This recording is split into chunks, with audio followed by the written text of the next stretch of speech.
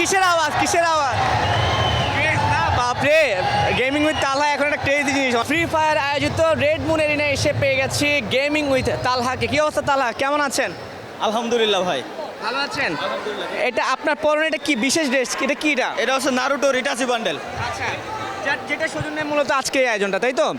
আচ্ছা, তো প্রথম প্রশ্ন হচ্ছে যে এই যে এত ক্রাউড, এত ক্রেজ ই স্পোর্টস ফ্রি ফায়ারকে নিয়ে কেমন লাগছে যে আনব্যান হয়ে জাতীয় স্বীকৃতি পেয়ে এই ধরনের একটা আয়োজন কেমন দেখছেন? যথেষ্ট পরিমাণ ভালো লাগতেছে। আর বাংলাদেশে যেহেতু এটাই প্রথম এত বড় করে হইতেছে, আজ পর্যন্ত আমার মনে হয় না যে শুধুমাত্র গেমিং কমিউনিটির যেসব অডিয়েন্স, আমাদের ভাই ব্রাদার যারা আছে, তারা এত পরিমাণে লোক এক জায়গায় আসছে। আর আমার মনে হয় না যে যমুনা ফিউচার পার্কের এটা কিসের আওয়াজ কিসের আওয়াজ? না বাপরে, গেমিং উইথ তালহা এখন একটা ক্রেজি জিনিস অনেক, সেটা এখন আসলে আনবেন হওয়ায় বোঝা যাচ্ছে যে মানুষ কতটা ভালোবাসে ই স্পোর্টসকে, ফ্রি ফায়ারকে। কিন্তু এই মুহূর্তে এসে যদি আপনাকে বলি যে বাংলাদেশে ফ্রি ফায়ার বা ই স্পোর্টস কমিউনিটিকে এগিয়ে নিয়ে যাওয়ার জন্য আপনার পক্ষ থেকে কী কী বার্তা আছে? শুধু যদি বলেন যে ভাই ফ্রি ফায়ার, আমি অলওয়েজ বলে আসছি নট অনলি ফ্রি ফায়ার, আপনি যদি বলেন ই স্পোর্টসকে, তাইলে আমি ভাই যে কোনো জায়গায় রাজি। ইভেন আমি আমার গেমিং লাইফের শুরু থেকে এখন পর্যন্ত আমার পেজের বায়োতে লিখে রাখছি মেক গেমিং ওয়াইড স্পার্ট, অর্থাৎ আমি গেমিংটাকে বাংলাদেশে কোনা থেকে কোনায় পর্যন্ত ছড়াইতে চাই। আর ই স্পোর্টসের কথা, ই স্পোর্টস ব্যতীত ভাই কোনো গেমকেই এত বড় করা পসিবল না। কিন্তু অনেকেই বলছে যে বাংলাদেশে ই স্পোর্টসের একটা বাধা হচ্ছে ভেন্যু স্বল্পতা। যেমন এইখানে যে অনুষ্ঠানটা হচ্ছে অনেক ক্রাউড, সেই তুলনায় কিন্তু জায়গাটা অনেক ছোট। অনেক ছোট। তো এই ভেন্যু নিয়ে কিছু বলা আছে কিনা?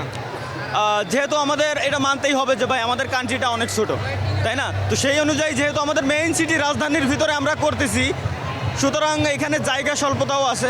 এর থেকে বড় প্লেস আসলে আমার মনে হয় না যে আসলে করবো আমরা, কীভাবে সম্ভব। আচ্ছা, আর কয়দিন পরে কিন্তু ফ্রি ফায়ার ওয়ার্ল্ড সিরিজ হচ্ছে, বাংলাদেশ থেকে 2টা স্লট আছে। আপনার কোনো চিন্তা ভাবনা আছে কিনা কোন কোন 2টা দল যেতে পারে বা তারা গেলে কত দূর যেতে পারে, কি মনে হয়? অলরেডি তো এটা ভাই পাবলিশ হয়ে গেছে কারা কারা যাইতেছে, তাই না? না না না, এখনো কনফার্ম হয় না।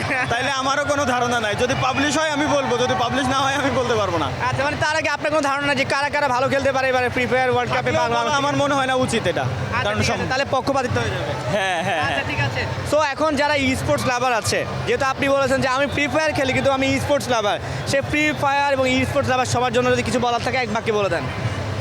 গাইস, যেমনটা বলছিলাম, লাইগে থাকা লাগবে, হার মানা যাবে না। এই মুহূর্তে কথা বলবো দিবস গেমিং এর সঙ্গে। দিবস, আজকের এই আয়োজন কেমন দেখছেন? এত এত মানুষ, এত এত ক্রেজি, কেমন লাগছে সব? অসাধারণ, এক কথায় অসাধারণ। অনেক অসাধারণ লাগছে। একদম একদম। আচ্ছা, একটু আগে দেখছিলাম যে খেলছিলেন, হেরেও গেছেন মনে হয় না? হারার অনুভূতি কেমন? আসলে আমরা তো সবাই হচ্ছে পিসি প্লেয়ার, মানে কম্পিউটার দিয়ে খেলি। লাস্ট খেলছিলাম 6 মাস আগে একটা ম্যাচ, তাছাড়া ফোন দিয়ে কখনো খেলি নাই। আর লাস্ট 4 বছর আগে ফোন দিয়ে খেলতাম তখন, বাট 4 বছর ধরে পিসিতে খেলা হয়, তো আমরা ফোনে এরকম পারি না। ইনফ্লুয়েন্সার যারা দেখছেন সবাই সবাই ফোনে খেলতে পারে না। একটা ব্যাপার হচ্ছে যে যেহেতু সম্প্রতি বাংলাদেশে ই স্পোর্টসকে ন্যাশনাল স্বীকৃতি দেওয়া হয়েছে, জাতীয় স্বীকৃতি দেওয়া হচ্ছে এবং আনব্যান করা হয়েছে, ফ্রি ফায়ারের কাছ থেকে কেমন কেমন কী ধরনের আয়োজন আরও আশা করেন? আর এখনও যেহেতু এফএফপিসিতে গেল, দেখছেন আপনি হয়তো, তো এফএফপিসিতে ল্যান্ড হওয়ার কথা ছিল, তো এটা মানে আনএক্সপেক্টেড এটা হইলো না। তো এটা আসলে ওটার জন্য আমি আশাহত ছিলাম। এখন হচ্ছে নেক্সট আমাদের যেটা হতে যাচ্ছে এখন বর্তমানে, সেটা হচ্ছে এফএফসি কাপ, ওয়ার্ল্ড সিরিজ। হ্যাঁ, ওয়ার্ল্ড সিরিজ। তো এইটার মধ্যে আমি এক্সপেক্ট করবো যে এটা যাতে ল্যান্ড হয়, এরকম এনভায়রনমেন্ট যাতে হয়। ঠিক আছে দিবস, আপনাকে আর বেশি সময় দিচ্ছি না, আপনার জন্য ওয়েট করছিল, ডাকছে আপনাকে। আল্লাহ হাফেজ, এখান থেকে। Thank you.